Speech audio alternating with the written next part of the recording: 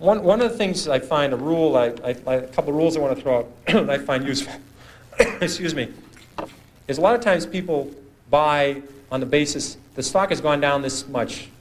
How much further can it go down? I remember when Polaroid went from 130 to 100. People said, "Here's this great company, great record. If it ever gets below 100, just buy every share." And it did get below 100. A lot of people bought on that basis, saying, "Look, it's gone from 135 to 100. It's now 95. What a buy!" Within a year, it was 18.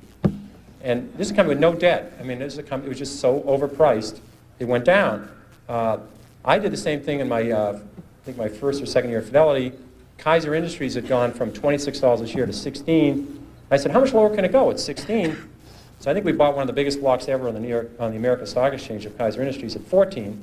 I said, "It's gone from 26 to 16. How much lower can it go?" Well, at 10, I called my mother and said, "Mom, you got to look at this Kaiser Industries. I mean, how much lower can it go? It's gone from 26 to 10. Well, it went to 6, it went to 5, it went to 4, it went to 3.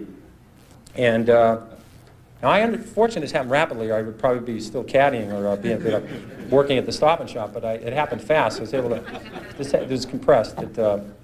And at 3, I figured out, there's something very wrong here, because Kaiser Industries owns 40% of Kaiser Steel, they own 40% of Kaiser Aluminum, they own 32% of Kaiser Cement, they own Kaiser Broadcasting, they own Kaiser Sand and Gravel, Kaiser Engineers, they own Jeep, they own business after business, and they had no debt. Now, I learned this very early. This might be a breakthrough for some people. It's very hard to go bankrupt if you don't have any debt.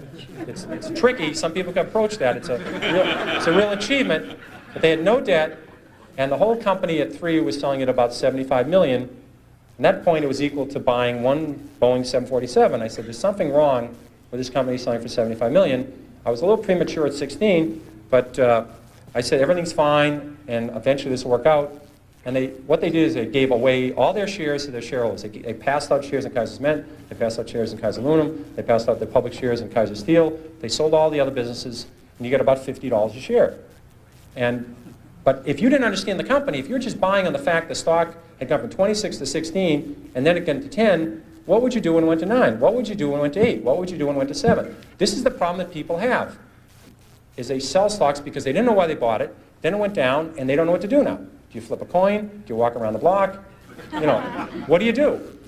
Psychiatrists haven't worked so far. I've never seen them running in. The Psychological Psychiatry Fund, I've never seen listed with the SEC to make it through as a mutual fund. So they haven't seemed to help. I've tried prayer. That hasn't worked. So if you don't understand the company, you have this problem when they go down. Eventually, they always come back. This one doesn't work either. People think RCA just about got back to its 1929 high when General Electric took it over. A lot of double knits never came back. Remember those beauties? Floppy disks, Western Union. The list goes on and on. People saying it'll come back. Well, it doesn't have to come back.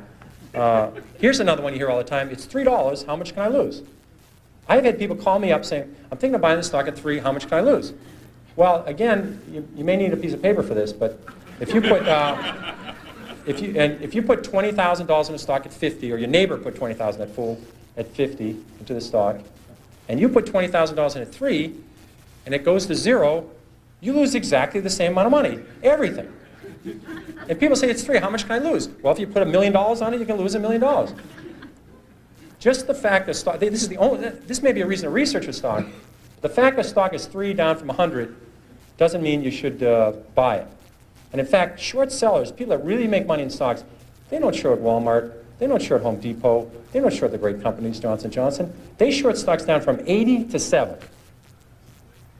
They'd like to short it at 16 or 22, but they figured out at 7 that this company is going to go to 0. They just haven't blown taps on this thing yet. It's going to 0.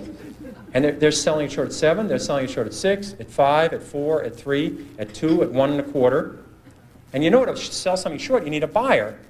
Somebody has to buy the damn thing. And you wonder, who's buying this thing? It's these people saying it's 3. How much lower can it go? Now, here's a subject that you probably all talked about. Getting close. Getting close. All right, we'll drop that one out.